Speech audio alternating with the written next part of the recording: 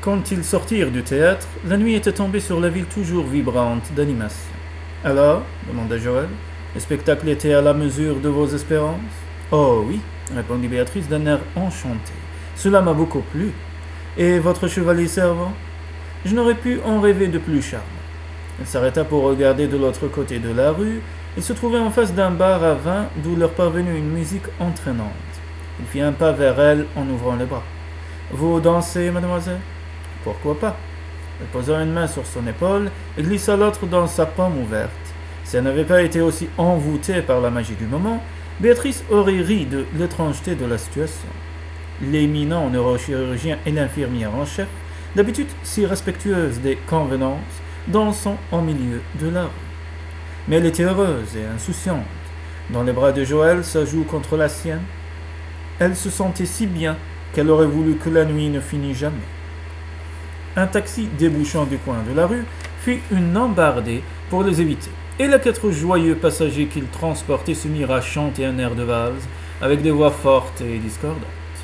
Béatrice ne put retenir un petit rire. Joël la serra un peu plus fort dans ses bras. Ses yeux sombres brillaient à la lueur des réverbères. Qu'est-il de si amusant? murmura-t-il. Je me demandais si le traitement agissait. Oh, il m'est très bénéfique. Il se pencha vers elle et l'embrassa. Ses lèvres étaient douces et tièdes, et pensa-t-elle avec nostalgie si familière. La jeune femme avait réservé depuis tant d'années de ce bonheur-là. Sous la caresse des grandes mains fermes, elle s'abandonna tout à fait et glissa ses bras autour du cou de Joël. L'homme qu'elle aimait l'embrassait dans la rue, par une nuit d'été, et pendant un instant, il lui semblait qu'ils avaient rejoint le ciel étoilé. L'enchantement fut de courte durée. Oui, reprit-il avec un étrange sourire. C'était ce qu'il me fallait, une soirée en compagnie d'une jolie femme. Béatrice se raidit dans ses bras. Alors voilà ce qu'elle était pour lui, une distraction. Elle aurait pu sortir avec n'importe quelle jolie femme. Elle s'était simplement trouvée là au bon moment pour combler un vide. Elle se dégagea de son étreinte et se composa un sourire pour ne pas laisser paraître son immense déception. « Il est tard, je suis fatiguée, dit-elle, et je dois rentrer chez Olivia. » Joël posa sur elle un regard surpris. « Qu'y a-t-il » demanda-t-il d'un ton contrarié. « Avez-vous peur de vous laisser emporter? Rassurez-vous, je ne vous proposerai pas de venir chez moi. Ce n'était pas mon intention. Je vous l'ai déjà dit, je vous estime trop pour vous traiter avec des involtures. En tout cas, vous n'avez pas changé. Vous ne savez toujours pas ce que vous voulez. Vous non plus, vous n'avez pas changé. Vous croyez pouvoir me séduire pour m'oublier ensuite comme cela vous arrange? J'en ai assez, Joël. » Le taxi qui venait de déposer ses clients près du bar à vin les croisa de nouveau. Béatrice lui fit signe de s'arrêter. Elle ouvrit la portière et demanda au chauffeur de la conduire à Sainte-Catherine. À peine installée sur la banquette arrière, elle éclata en sanglots. Quand donc comprendrait-elle qu'il n'y avait rien à espérer? Cette journée qui avait si bien commencé se terminait encore par un désastre. Le taxi la déposa sur le parking de l'hôpital où elle retrouva sa voiture. Elle éprouvait le besoin irrésistible de rentrer le plus vite possible et de sombrer dans le sommeil pour oublier ce terrible instant où Joël avait brisé son rêve. Il était minuit et demi quand elle arriva chez Olivia. Elle fut soulagée de voir que la maison était plongée dans l'obscurité. Avant qu'elle ait eu le temps de sortir ses clés, la lumière du hall s'alluma et Lancelot ouvrit la porte d'entrée. Béatrice s'efforça de faire bonne figure. Avec sa perspicacité habituelle, Lancelot allait encore la deviner et elle n'avait que faire, pour le moment, de ses remarques ironiques, même si celle-ci n'était jamais méchante. On rentre de promenade, lança-t-il sur un ton léger. Je me demandais où vous étiez. Cela fait à peine une demi-heure que je suis arrivé et j'ai déjà reçu 3 appels d'un de nos amis qui s'inquiète de savoir si vous êtes rentré sain et sauf. J'ai été bien obligé de lui dire que je ne vous avais pas vu, mais je suis prêt à parier qu'il ne va pas tarder à rappeler. Alors, qu'avez-vous fait tous les deux? Rien, répondit-elle d'une voix lasse. Ah oui, s'il ne s'est rien passé, comment expliquez-vous qu'il soit dans tous ces états? Je vous prie de m'excuser, Lancelot, je suis très fatigué et si Joël appelle... Elle fut interrompue par la sonnerie du téléphone. C'est sûrement lui, dit Lancelot. Il a de la suite dans les idées, n'est-ce pas? Allez répondre, il ne vous mordra pas. La jeune femme décrocha. Oui, dit-elle d'une voix sèche. Béatrice, je suis soulagée de savoir que vous êtes arrivée. Il est inutile de vous inquiéter, il y a longtemps que je sais conduire. Pourquoi vous êtes-vous enfui? Que vous ai-je fait? Elle eut envie de couper court à la conversation, mais elle pensa que c'était peut-être le moment de jouer carte sur table. Je n'aime pas que l'on se serve de moi, dit-elle d'une voix glaciale. Vous insistez pour que je passe une soirée avec vous et soudain vous me déclarez que c'était parce que vous aviez besoin de compagnie féminine. Croyez-vous que j'embrasse toutes les jolies femmes que je rencontre? Mon Dieu, Béatrice, vous me rendez fou. Sans blague, c'est moi qui vous rends fou, répéta-t-elle interloquée. Elle allait poursuivre quand elle vit le sourire amusé de Lancelot qui se tenait sur le pas de la porte. Je vais me coucher, conclut-elle avec brusquerie. Bonne nuit. Quand elle eut raccroché, elle se tourna vers Lancelot. Bonne nuit à vous aussi. Il la rattrapa sur le palier devant la chambre d'Olivia. Ne vous souciez pas de ma chère maman, elle dort chez Robert. Béatrice eut un regard étonné. Pour une personne qui sortit pour la première fois de sa chambre après de longues semaines d'immobilité, Olivia Hudson ne prenait-elle pas de trop grands risques? J'espère qu'elle va bien. Ne vous inquiétez pas, après tout, elle est chez un médecin, non? Il étouffa un bâillement. Dormez bien, reprit-il, et remerciez le ciel que nous ayons la redoutable Maggie comme chaperon. Elle haussa les épaules et monta dans sa chambre. Béatrice descendit déjeuner le lendemain matin en pantalon bleu pâle et chemisier blanc. Elle avait décidé que porter son uniforme ne s'imposait pas tant qu'Olivia serait absente. En entrant dans la cuisine, elle fit un effort pour répondre au sourire de Maggie Darrow. Au premier regard, celle-ci perçut son humeur maussade. « Qu'y a-t-il, Béatrice? Vous n'avez pas passé une bonne soirée hier ?» La jeune femme ne pouvait pas lui dire que son fils, après l'avoir embrassé avec passion, sous les étoiles, avait tout gâché. « J'ai l'impression que l'on n'a pas réellement besoin de moi ici. Olivia est en voie de guérison et elle est entourée d'amis tout à fait capables de veiller sur elle. » Le regard de Maggie Darroby resta inébranlable. « Nous avons besoin de vous, dit-elle. Peut-être pas autant que nous l'avions pensé, mais je vous assure que les compétences d'une infirmière sont indispensables à Olivia. » Son ton persuasif ne réussit pourtant pas à convaincre la jeune femme qui continuait à s'interroger.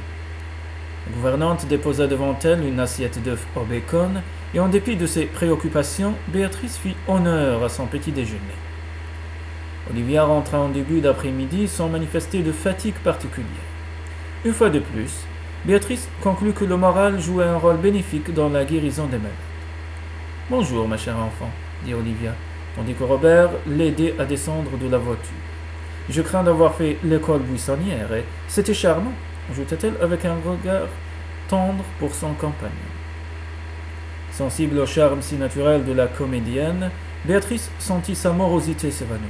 « Je suis ravie que vous ayez profité d'un moment de détente, » dit-elle en la prenant par le bras. « Vous êtes tout à fait radieuse, et je me demande si ma présence vous est encore utile. » Le docteur Smith échangea un regard entendu avec son ami.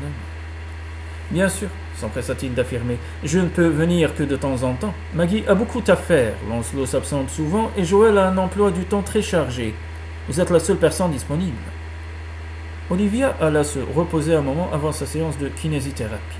« J'ai appris que vous aviez vu Joël hier, » dit-elle alors que Béatrice l'aidait à s'étendre sur son lit. « Je suis sûre qu'il était enchanté de sortir en votre compagnie.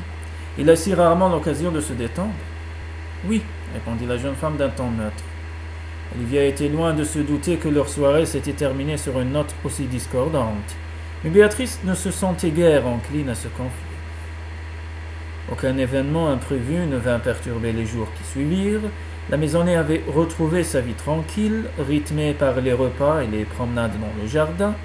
Béatrice continuait à s'interroger de façon lancinante sur ses relations avec Joël. Elle ne savait plus quelle attitude adopter avec lui. Elle était trop imprévisible. Toutes ses réflexions ne faisaient qu'accentuer sa tristesse et son sentiment de désappointement. Elle téléphona une semaine plus tard. Dès qu'elle entendit sa voix, sa main se crispa sur le combiné. « Je voulais prendre des nouvelles, » dit-il d'une voix hésitante. « Olivia se porte de mieux en mieux. Votre mère a recouvré ses forces et sa vitalité. Quant à Lancelot, il se trouve à Londres pour une audition. »« Et vous, comment allez-vous » Elle retint un soupir. « Bien, merci. Parfait. » Il semblait presque déçu. Elle se demandait s'il ne s'attendait pas à la trouver accablée et languissante à la suite de cette soirée qui s'était si mal terminée. Certes, elle avait éprouvé une cruelle désillusion et elle pensait à Joël tous les jours, mais elle était trop fière pour laisser paraître sa tristesse. « Je voudrais vous demander quelque chose, reprit-il. Madame McCabe va rentrer chez elle aujourd'hui et sa famille donne une soirée dimanche pour fêter son retour. N'est-ce pas trop tôt pour une personne qui vient de subir une opération si grave? Ils m'ont promis qu'elle ne ferait qu'une brève apparition. Ils tiennent beaucoup à ses réjouissances, c'est leur manière de lui témoigner son affection. En quoi cela me concerne-t-il? Demanda-t-elle intriguée. Il parut embarrassé. Je suis leur invité d'honneur et ils m'ont proposé d'amener une amie. Je serais heureux que vous acceptiez de m'accompagner. Je ne sais pas, répondit-elle. Wallah ma tahashmi ala ardak. Ne faisait-il pas de nouveau appel à elle pour combler sa solitude? Ne la considérait-il pas une fois de plus comme celle qui peut bien faire l'affaire? J'aimerais tant que vous veniez, insista-t-il. Ce sont des gens très chaleureux, peut-être nous prédiront-ils l'avenir. سمعتي راكي ضنا ما عندوش مدام يديها معاه وما يقدرش يدي هذيك لا تايلانداز لو كان جيتي تخمي شويه. Je ne suis pas certain d'avoir envie de le connaître, dit-elle d'une voix sèche. Joël ignora la remarque. أنا لو كان جيت في بلاصتك نرمي لها الماء ونروح ما نزيدش نعاود نولي كاع. Vous viendrez? Je passerai vous chercher chez Olivia vers 20h. La jeune femme finit par accepter. Ça m'a tiré le بالقبيح. Comment aurait-elle pu résister très longtemps à un homme qu'elle aimait tant? Quand j'étais تحبيه ما ديريلوش هكذا. Je voudrais dire 2 mots à ma mère, reprit-il. Je suis désolé, elle n'est pas là. Elle est allée faire des courses au village. Je vois qu'elle a repris ses petites sottises habituelles. C'est sans importance, je la rappellerai une autre fois. Quand Maggie Darobi rentra un moment plus tard, Béatrice l'informa que son fils avait appelé. Que voulait-il? Demanda la gouvernante. Prendre des nouvelles et m'inviter à une fête dimanche soir. Vous avez accepté, j'espère. Je serais ravi que vous sortiez avec Joël. Vous avez besoin de vous distraire tous les deux. Béatrice s'approcha d'elle. Madame Darobi, dit-elle avec douceur, quand je suis arrivée, vous ne m'aimiez pas beaucoup, n'est-ce pas? La gouvernante regarda la jeune femme dans les yeux. Je croyais que vous étiez mal conduite avec mon fils. Mais je suis revenue sur mon opinion. J'ai appris à vous connaître et vous avez gagné mon estime. Moi aussi, j'ai de l'estime pour vous. Joël a de la chance d'avoir une mère aussi remarquable. Maggie Darobi eut un petit sourire gêné. Je connais bien mon fils, dit-elle. Il est capable de se montrer fier et exigeant, mais il a un cœur d'or. Je n'ai jamais souhaité que son bonheur. Dans l'après-midi, Béatrice alla aider Olivia à se préparer pour sa séance de kinésithérapie. Madame Darobi m'a dit que le docteur Smith viendrait vous voir demain, dit la jeune femme. Si vous le permettez, je voudrais profiter de sa présence auprès de vous pour passer à mon appartement chercher des vêtements pour une soirée. Bien sûr, allez-y, répondit la comédienne. J'avais envie de proposer à Madame Darobi de m'accompagner, ce serait pour elle une promenade et l'occasion pour Robert et moi de nous retrouver tous les deux, s'écria Olivier avec un sourire. Je compte sur vous pour la convaincre. Maggie Darobi accepta avec enthousiasme. Je serais enchanté de découvrir votre appartement de Manchester. Il paraît qu'il est si agréable. Le visage de Béatrice s'assombrit. C'est mon père qui me l'a offert. Quand je suis venu travailler à Manchester, il tenait à m'installer dans un cadre aussi luxueux que celui où j'avais été élevé. Je sais que son cadeau est moins un signe de générosité que le besoin de me voir dans un endroit conforme à son niveau de vie. Cela le rassure. Nos relations ont toujours été froides et distantes. S'il a aimé ma mère, il ne m'a jamais témoigné à moi de véritable affection. Quand je lui ai annoncé que je voulais faire des études d'infirmière, il a essayé de m'en dissuader. Je crois qu'il ne m'a jamais pardonné de ne pas accepter la place qu'il m'offrait au conseil d'administration de sa société. Quand j'ai rencontré Joël, il a eu pour lui une réaction de rejet parce qu'il appartenait au milieu médical. Quant à votre fils, la fortune de mon père et son goût pour les mondanités l'ont toujours rebuté. Béatrice s'arrêta soudain. C'était la première fois qu'elle parlait à quelqu'un de ses relations avec son père. Avec un serrement de cœur, elle se rendit compte qu'elle venait de faire ses confidences à une personne qui n'avait que tendresse et respect pour son fils. Une étrange expression d'ailleurs s'était peinte sur le visage de Maggie Darobi, un mélange de colère et de compassion qui surprit la jeune femme. Que savait donc Maggie à propos du passé, que Béatrice ignorait. Celle-ci se souvint alors de la visite que Joël avait faite à son père le jour du cocktail de façon si inattendue. Vraiment, ils devaient tous savoir quelque chose. Un jour, votre père comprendra ses erreurs, dit-elle simplement. Peut-être, répondit la jeune femme avec tristesse. Les parents me disent le lendemain, en se rendant à l'appartement de Béatrice, elles s'arrêtèrent à l'hôpital Sainte-Catherine. Maggie Darobi avait exprimé l'envie de voir son fils et Béatrice avait décidé de profiter de l'occasion pour embrasser Gemma. De nombreux patients se trouvaient dans la salle d'attente des consultations. Dès que sa secrétaire lui annonça la visite de sa mère et de Béatrice, Joël les fit entrer dans son bureau. Elle se leva pour les accueillir. « Quel bon vent vous amène ?» Sa mère planta un baiser sur sa joue, il la prit dans ses bras avec tendresse, tout en posant sur la jeune femme ravissante dans sa robe turquoise un regard appréciateur. « Nous allons chez Béatrice chercher des vêtements pour demain soir, dit Maggie Darobi. Très bien.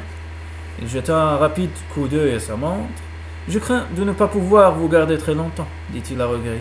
J'ai un rendez-vous avec une jeune personne qui serait déçue si j'étais en retard. Mayline, pensa Béatrice avec amertume, se tourna vers Maggie Darobi. Si vous voulez bien m'excuser un instant, je vais aller voir Gemma. Sa mère me donne de ses nouvelles tous les jours, mais je serai contente de me rendre compte de ses progrès par moi-même. J'ai donné mon accord pour qu'elle rentre chez elle cet après-midi, dit Joël. Si vous vous dépêchez, vous avez peut-être une chance de la trouver. Au service de neurologie, Brenda McGregor annonça à Béatrice que la petite fille venait à peine de s'en aller. Mais ils sont peut-être sur le parking, ajouta-t-elle. La jeune femme, en effet, trouva Tessa et Sam en train d'aider leur fille à monter dans la voiture. Elle fut accueillie par des exclamations de joie. « Tante Béatrice !» s'écria Gemma. « Tu venais me voir ?»« Oui, je viens d'apprendre que tu étais autorisée à rentrer chez tes parents. » Sam se tenait près de Tessa, un bras autour de ses épaules. « C'est un grand jour pour nous, Béatrice. Gemma est en très bonne voie, mais je ne pourrai jamais oublier l'épreuve que nous avons vécue. »« Tu viendrais me voir à la maison ?» demanda la petite fille. « Je te le promets, ma chérie. » 20 minutes plus tard, Béatrice faisait entrer Maggie Darobi dans son appartement. « Quel endroit magnifique !» s'écria-t-elle en découvrant la terrasse qui surplombait le fleuve. Elle admira les pièces spacieuses et meublées avec goût. La jeune femme lui apporta une boisson fraîche et l'invita à s'asseoir dans un fauteuil en rotin. Avec un sourire ravi, Maggie Darobi regardait les canaux qui glissaient sur l'eau. « Je voudrais pouvoir m'installer dans un aussi joli cadre quand Olivia et Robert seront mariés. Cet îlot de calme ne doit pas vous faire oublier que nous sommes au cœur de Manchester. Les nuisances de la circulation ne se trouvent qu'à quelques centaines de mètres d'ici, dit Béatrice. Oui, mais une grande ville offre bien des facilités. La sonnerie de la porte d'entrée interrompit leur conversation. C'était sans doute Joël qui était venu les rejoindre après ses consultations. La jeune femme alla ouvrir et poussa une exclamation. « Papa, on voilà une surprise. Que viens-tu faire ici ?»« Je te le dirai quand tu m'auras invité à entrer, » répondit Jacques Markham avec son habituelle froideur. « Avec ses cheveux argentés, son costume sombre, taillé sur mesure et sa chevalière à ses initiales, il donnait l'apparence d'un homme d'affaires satisfait de sa réussite. Pourtant, Béatrice remarqua quelque chose de différent dans son allure. Elle ne l'avait pas vu depuis quelques semaines et lui trouvait moins d'assurance que de coutume.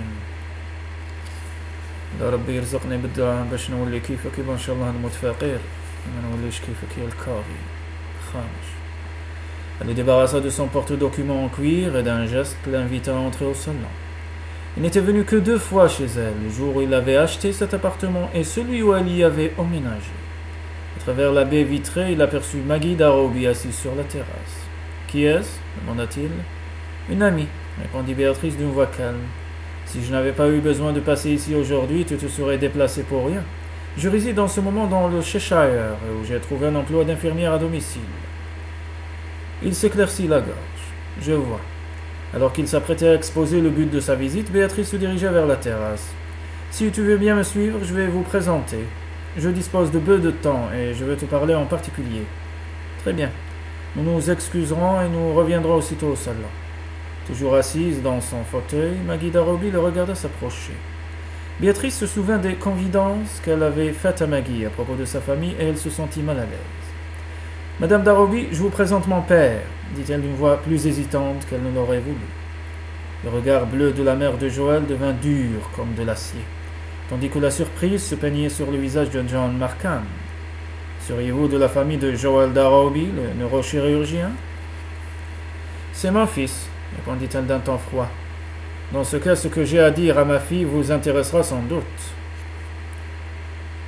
Maggie Darroby ne lui laissa pas le temps de poursuivre. Les yeux brillants d'indignation, elle se dressa accusatrice. La seule chose qui m'intéresse, c'est que vous disiez à Béatrice ce que vous lui cachez depuis si longtemps. Mon fils et moi, nous savons ce que vous avez osé faire. Il est temps que vous lui appreniez la vérité. La jeune femme était muette de stupéfaction. De quoi Maggie Darroby accusait-elle son père? Elle savait qu'il avait désapprouvé ses relations avec Joël, comme tout ce qui échappait à son contrôle. Maggie Darroby poursuivit d'une voix vibrante de colère. Quand mon fils est revenu de Thaïlande, où il était allé exercer pendant quelques années, son ami, le docteur Smith, a découvert qu'une de ses patientes, Béatrice, était précisément la jeune femme que Joël avait tant aimée, il y a 8 ans. Le docteur Smith et moi-même avons donc décidé de favoriser leur rencontre. Et Joël a appris avec surprise non seulement que Béatrice n'était pas mariée, mais qu'elle n'avait jamais été fiancée à un de vos employés, comme il l'avait cru. Il a alors compris que vous lui aviez menti pour les séparer. Maggie Darroby se tourna vers la jeune femme. Nous étions révoltés par les manigances de votre père, mais Joël nous avait fait promettre de garder le secret. Il voulait s'assurer que vous aviez toujours les mêmes sentiments pour lui, avant de vous dévoiler combien votre père vous avait manipulé tous les deux. Elle s'interrompit, hors d'haleine, et adressa un regard plein de mépris à John Markham, qui, sous son air hautain, dissimulait à grand-peine son embarras. « Dites-lui ce que vous avez fait, reprit-elle. Elle mérite de savoir toute la vérité. » Elle posa une main légère sur le bras de Béatrice. « Mon fils vous aimait réellement, vous savez. Allons, je vais vous attendre dans la voiture, dit-elle d'un ton radouci. Maggie Darroby ne se donna pas la peine de saluer le père de Béatrice et les laissa seuls. Bouleversée, la jeune femme se laissa tomber sur la chaise la plus proche. Son visage était d'une extrême pâleur. « Est-ce vrai, ce que je viens d'entendre » demanda-t-elle d'une voix blanche.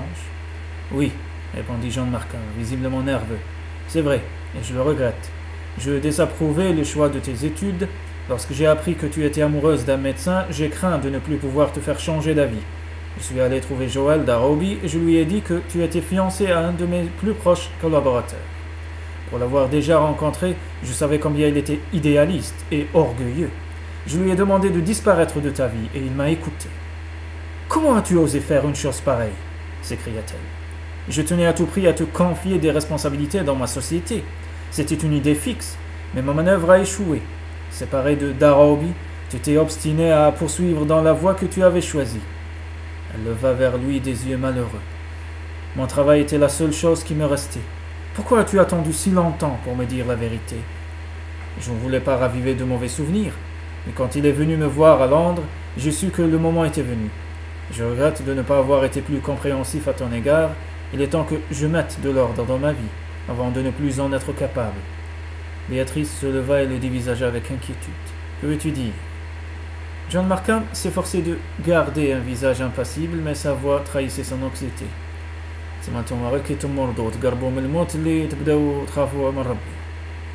J'ai pris rendez-vous lundi avec Darroby. Après tout, c'est un grand spécialiste. Je pense que je suis atteint de la maladie de Parkinson. Cette dernière révélation laissa Béatrice pétrifiée. Elle se sentit submergée par des émotions contradictoires. Son père venait de lui apprendre qu'il était responsable des longues années de souffrance qu'elle avait vécues, et presque aussitôt il lui annonçait qu'il était gravement malade. Elle était partagée entre la rancœur et un élan soudain d'affection, mais la compassion l'emporta sur le ressentiment. « As-tu consulté ton généraliste ?»« Non, je connais les symptômes. Par intermittence, je constate un tremblement de la main gauche. » Sensible à son désarroi, elle éprouvait le besoin de le réconforter. « Tu ne devrais pas t'inquiéter tant que tu n'as pas consulté, » lui dit-elle. « Veux-tu rester dormir dans la chambre d'amis ? Malheureusement, je ne pourrai pas demeurer avec toi. Je dois reprendre mon service auprès de Madame Hudson. »« Je te remercie. J'ai déjà réservé une suite à l'hôtel jusqu'à mardi. J'ai 2 ou 3 affaires à régler à Manchester. » Il se dirigea vers le hall et reprit son porte-documents. Sur le pas de la porte, il semblait hésiter. Pouvais-tu revenir lundi demanda-t-il. Je serai là, répondit-elle avec un regard grave. Sur la route du retour, Béatrice resta longtemps silencieuse. Elle était toujours sous le choc de ce qu'elle venait d'apprendre. Par son aveuglement, son père avait provoqué un drame dans sa vie. Il l'avait privé de 8 années de bonheur et il avait fait basculer son existence dans un trou noir. Mais elle savait maintenant que Joël ne l'avait pas abandonné. Il avait été trompé, lui aussi, avait dû souffrir. Jamais ne sait. Sentiment de fahmish. Maggie Darobi était sensible à son tournant. Je regrette de m'être laissé emporter tout à l'heure, dit-elle. Je n'ai pas pu me taire quand je me suis trouvé en face de votre père. Je gardais ce secret depuis trop longtemps. Je suis désolé si je vous ai causé de la peine. Béatrice lui jeta un regard triste. Vous n'avez pas à vous excuser. Ce qu'a fait mon père est profondément choquant, mais je sais qu'il le regrette aujourd'hui. Dieu merci. Il a enfin dissipé le malentendu entre Joël et moi. Il m'a dit qu'il croyait être atteint de la maladie de Parkinson. Il a pris rendez-vous avec Joël. Ce doit être pour lui une grande blessure d'amour-propre. Shahlo, Rabbi Dillo, Inch'Allah. Maggie Darobi hocha la tête en silence. Je vous serais reconnaissante de ne pas informer votre fils de la visite de mon père, ajouta Béatrice. Je préférerais lui en parler moi-même. Je comprends, dit Maggie Darobi avec un sourire. J'imagine combien toutes ces révélations ont dû vous bouleverser, mais je suis contente que vous connaissiez enfin la vérité. Plus tard, dans la soirée, quand elle fut rentrée, Béatrice alla aider Olivia Hudson à se préparer pour la nuit. Je sais pourquoi vous m'avez engagée comme infirmière, dit Béatrice d'une voix douce. Maggie m'a dit qu'elle vous avait avoué notre petite mise en scène. Nous aimons tous beaucoup Joël, et lorsque nous avons fait votre connaissance, nous avons compris pourquoi il n'avait jamais pu vous oublier. Pourtant, il a rencontré une jeune fille qui ne demande qu'à lui plaire, dit Béatrice. J'ai eu l'occasion de les voir ensemble et elle paraissait très amoureuse de lui. Peut-être, répondit Olivia en haussant les épaules. Mais c'est vous qui l'aimez. Joël a besoin de la tendresse d'une femme, pas de l'admiration d'une petite étudiante naïve. لكن نقول لكم اللي حبيت حب مرأة de 30 ans الفوق. Quand Béatrice alla se coucher, les émotions de la journée l'empêchèrent de trouver le sommeil. Les yeux grands ouverts, elle demeura longtemps étendue sur son lit. Elle pensait aux aveux de son père. Comment avait-il pu se comporter d'une manière aussi méprisable? John Markham avait toujours fait preuve d'une volonté inflexible. Elle avait secoué le joug de son autorité et il ne l'avait pas supporté. Comment réagirait-il si Joël confirmait son diagnostic? Pour un homme aussi actif et sûr de lui, quelle épreuve humiliante, serait l'expérience de la maladie. Elle sentit les larmes glisser sur ses joues. Elle n'éprouvait pas de rancœur, mais un sentiment d'immense tristesse, que de temps perdu et de souffrance inutile. Tout ça parce que السيد بغا يبين روح بلي انا هو الشاف انا هو اللي نحكم غير باش تحكم وتبين روحك خسرت حياة بنتك لا تربحك. Sa rupture avec Joël avait été un déchirement, mais peut-être la douleur de la séparation avait-elle forgé des sentiments plus profonds, et elle sentait qu'elle ne l'avait jamais autant aimé. Le lendemain, Béatrice se leva d'un cœur plus léger. Le repos l'avait apaisée, elle était résolue à repousser ses tristes souvenirs et ses incertitudes. Ce soir, elle verrait Joël, elle voulait profiter de chaque seconde qu'ils passeraient ensemble pour la première fois sans arrière-pensée. La journée lui parut interminable, tant elle était impatiente de le retrouver. Le soir venu, elle monta se changer et revêtit un chemisier rose vif et une jupe large de satin noir, avec un boléro assorti. Elle choisit une paire d'escarpins pour compléter sa tenue. Quand elle fut prête, elle se regarda dans le miroir de sa chambre et découvrit dans ses yeux un éclat inconnu. « Comment change vite quand le bonheur revient » se dit-elle. Elle avait envie de danser, de rire et surtout de se jeter dans les bras de Joël. Maggie Darobi était allée retrouver Olivia dans sa chambre et elle parlait avec animation. Mais quand Béatrice les rejoignit, elles s'interrompirent et l'accueillirent avec des regards admiratifs. « Vous êtes ravissante, Béatrice » s'écria la comédienne. Son amie hocha la tête en signe d'approbation. « Mon fils va être ébloui » renchérit Maggie Darobi. Joël arriva peu avant 20 heures. Béatrice l'attendait dans la roseraie, mais cette fois elle ne se cachait pas. Un sourire s'était dessiné sur ses lèvres dès qu'elle avait vu la belle voiture noire s'engager dans l'allée du jardin. Elle avait aperçu et se dirigea tout de suite vers elle, mais quand il s'approcha, elle vit qu'il avait le visage gras. Aïe, aïe, aïe, aïe, Allah yaj'al khayr, Inch'Allah. Le visage gras. Bonsoir, Béatrice, dit-il d'un ton tout juste amical. Je vais embrasser ma mère et Olivia, puis nous partons aussitôt. Allez vous installer dans la voiture, si vous voulez. Déconcertée, elle le regarda s'éloigner vers la maison. Il la rejoignit quelques instants plus tard sans mot dire. Il roulait depuis un moment et Joël se taisait toujours. « Vous avez l'air préoccupé, fit-elle remarquer. « Je suis contrarié, répondit-il. J'ai eu une mauvaise surprise en sortant de mon bureau. À quoi faisait-il allusion? Béatrice ne put s'empêcher d'imaginer le ravissant visage de Mayline. C'était avec elle qu'il avait rendez-vous la veille. Nashkitch, belak babak. Il poussa un profond soupir et lui jeta un coup d'œil. Pardonnez-moi, reprit-il. Je ne suis pas d'une compagnie très agréable. Vous semblez radieuse chez Olivia. Y a-t-il une raison particulière à votre bonne humeur?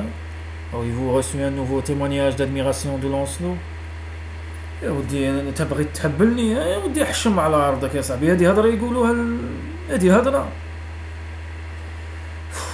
Étonné, elle ne put s'empêcher de rire. Je vous répondrai lorsque vous m'aurez dit où vous avez emmené votre jeune amie étudiante hier soir. Il haussa les sourcils d'un air surpris. À l'aéroport, elle allait accueillir son fiancé. Oh là là, droit dans la face, Ghazalek. Elle allait accueillir son fiancé qui arrivait de Thaïlande. Alors, à vous de répondre. Lancelot est resté à Londres et il est beaucoup trop occupé pour me donner de ses nouvelles. Joël parut tout à coup moins soucieux. Aïe, alhamdoulilah. Aux abords de la ville, Joël s'engagea sur un chemin qui longeait la berge du fleuve. Selon les indications que m'ont données les frères de Madame McCabe, leur campement devrait se trouver au bout de ce chemin, expliqua-t-il. Quelques centaines de mètres plus loin, ils trouvèrent un vaste emplacement où étaient garées une douzaine de caravanes. La plupart d'entre elles étaient très spacieuses et paraissaient aménagées comme de véritables maisons. Béatrice reconnut les deux hommes qui vinrent à leur rencontre. Elle les avait vus auprès de Madame McCabe la nuit où elle était allée travailler à l'hôpital. Ils accueillirent leurs invités avec des sourires chaleureux. Joël prit Béatrice par la main et la présenta au frère de sa patiente. Une odeur appétissante de viande grillée flottait dans l'air. « Les femmes sont en train de préparer un méchoui, » dit le plus jeune des deux hommes. Il les invita à le suivre et ils se dirigèrent vers un groupe de personnes qui se tenaient un peu plus loin près d'un feu de bois. « Notre communauté se compose de 3 familles, » reprit-il. « Nous sommes tous réunis ce soir pour fêter le retour de Roxy parmi nous. »« Où est-elle » demanda Joël. « Elle se repose dans notre caravane. Elle a beaucoup changé, » ajouta-t-il d'un air sombre.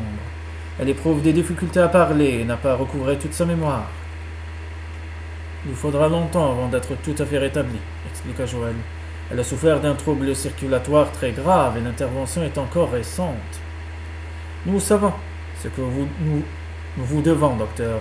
Maintenant, c'est à nous de l'entourer et de veiller sur elle. Nous irons la chercher tout à l'heure pour qu'elle assiste à la fête. Je vous promets que nous l'emmènerons se coucher dès qu'elle sera fatiguée. » Quand ils s'approchèrent du feu, il y eut une soudaine animation parmi l'assemblée. Les adultes et les enfants leur réservèrent un accueil amical et démonstratif.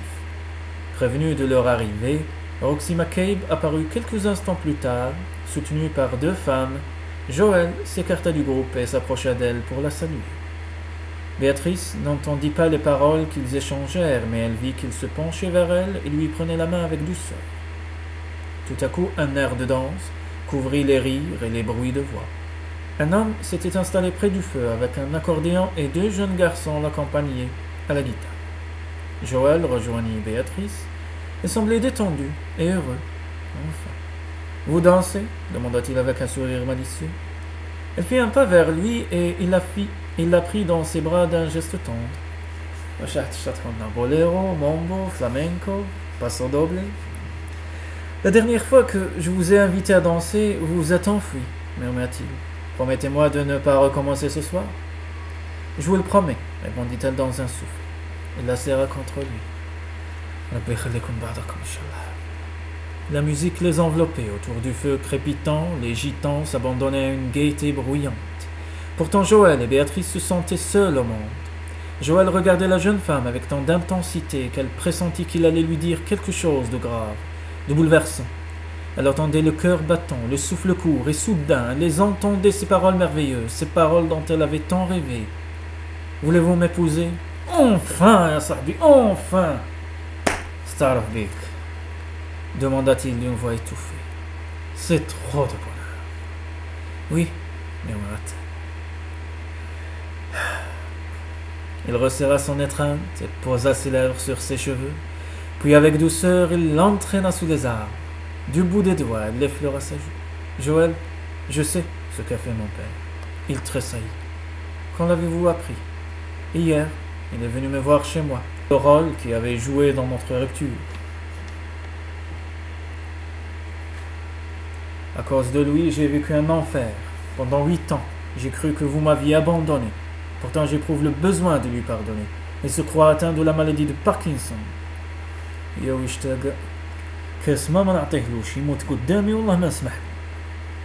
Avant de venir vous rejoindre, j'ai vu que ma secrétaire avait noté son nom sur mon carnet de rendez-vous. Je mourrais d'envie de vous voir. Je craignais que ce soit une nouvelle manigance de sa part pour nous séparer. Pardonnez-moi, Béatrice. J'aurai confiance en votre père désormais. Oh, mon amour, je n'arrive pas à croire que nous ayons attendu si longtemps pour nous retrouver. Embrassez-moi, montrez-moi que je ne rêve pas. اللي مكتوبة في الجميل لا تمحيها اليدين. ربي كتب لكم تكملوا كيف واحد ما يفرقكم إن شاء الله. Elle prit son visage entre ses mains et déposa sur ses lèvres un baiser qui contenait toute la ferveur de ses sentiments. Enfin, elle croyait de nouveau en l'avenir. Plus rien maintenant ne pourrait les éloigner l'un de l'autre. Joël lui caressa les cheveux. J'étais désespéré quand je suis parti pour des États-Unis, soupira-t-il. Lorsque nous nous sommes revus, je me suis aperçu que vous ne portiez pas d'alliance. Alors j'ai compris que votre père m'avait menti. Je n'ai rien osé vous dire. Je craignais de vous faire souffrir en vous apprenant qu'il avait eu aussi peu de respect et d'affection pour vous. Je préférais essayer de regagner votre amour. J'ai souvent voulu oublier, mais je n'ai jamais cessé de vous aimer, lui dit-elle. Il posa un léger baiser sur son front. La musique s'était tue. Les gitans avaient dressé d'une longue table où les femmes avaient déposé des plats de viande rôtie et de pommes de terre cuites sur la cendre et leur firent signe de venir prendre place parmi eux. Béatrice glissa sa main dans celle de Joël et ils allèrent les rejoindre. Ils dégustèrent de bon appétit ce repas simple mais succulent, tout en bavardant gaiement avec leur hôte. Si chaleureux, Roxy Mackay parlait peu, mais elle souriait de voir tous ses proches réunis autour d'elle. Elle était plus de minuit quand ils dirent au revoir à leurs amis. Les adieux se prolongèrent près du feu qui rougeoyait encore. Sur la route du retour, Béatrice se dit qu'elle n'oublierait jamais cette nuit merveilleuse. Quand ils furent arrivés chez Olivia Hudson, Joël descendit de voiture et l'attira de nouveau dans ses bras. « Je ne peux me résoudre à vous quitter, dit-il. J'ai hâte d'être à demain matin pour remercier nos 2 conspiratrices. Quand j'ai accepté ce travail auprès d'Olivia, je n'imaginais pas que je serais victime d'un complot sentimental, dit Béatrice avec un sourire rayonnant de bonheur. La patience du docteur Smith avait été récompensée. En ce samedi de septembre, la petite église du village était pleine. L'état d'Olivia s'était amélioré. Elle avait accepté de l'épouser. En l'absence de Lancelot, qui avait obtenu un rôle dans un film aux États-Unis, Joël avait été chargé de mener la comédienne à l'hôtel. En lançant des regards autour d'elle, Béatrice s'aperçut avec joie que tous leurs amis étaient présents. Quelques instants auparavant, elle avait laissé Joël chez Olivia. Quand il avait vu apparaître la jeune femme dans le hall, vêtue de sa robe de soie bleu pâle, il s'était précipité pour la prendre dans ses bras. « Vous êtes éblouissante, Béatrice, » lui avait-il dit. Elle l'avait embrassé avec tant de passion qu'elle avait failli oublier le taxi qui l'attendait pour l'emmener à l'église, et qu'elle avait dû remettre un peu d'ordre dans sa chevelure. Debout au premier rang près de l'autel, Béatrice songeait avec émotion que bientôt, au bras de son père, elle aussi rejoindrait l'homme qu'elle aimait. Joël avait confirmé son diagnostic et John Markham avait accueilli la perspective de sa maladie avec la dignité et le fatalisme auquel elle s'attendait de sa part. La rencontre entre le médecin et son futur beau-père s'était déroulée dans une atmosphère très crispée, mais à la fin de la consultation, John Markham avait présenté tous ses vœux de bonheur à Joël, en lui tendant la main d'un geste quelque peu raide, mais néanmoins sincère. Après une seconde hésitation, Joël avait répondu à sa poignée de main. « Ainsi, tout s'arrange pour le mieux. songea Béatrice, s'apercevant que la mansuétude dont Joël avait fait preuve envers son père ne pouvait que renforcer son amour pour lui. Puis heureuse comme un oiseau au premier jour du printemps, elle pensa à la jolie maison que Joël et elle venaient d'acheter dans un village proche de celui d'Olivia, et qu'ils aménageraient peu à peu. Elle en oublia presque qu'elle se trouvait à l'église, et ce fut le silence soudain qui la ramena à la réalité. Alors tous les visages se tournèrent vers Olivia, frêle et élégante dans sa robe couleur pêche, un peu pâle encore, elle avançait dans l'allée au bras de Joël. Joël, qui cherchait Béatrice des yeux parmi l'assemblée, « Et si mon amour, je suis ici » avait-elle envie de lui crier. Quand leurs regards se rencontrèrent enfin, elle eut dans le sien tout l'amour du monde, et ils se sourirent avec tendresse. Donc, فهمت على سيدنا آدم عليه الصلاة والسلام سمح في الجنة على جال حواء. Rien ne vaut l'amour d'une femme, même pas le paradis. ربي يهنيها إن شاء الله.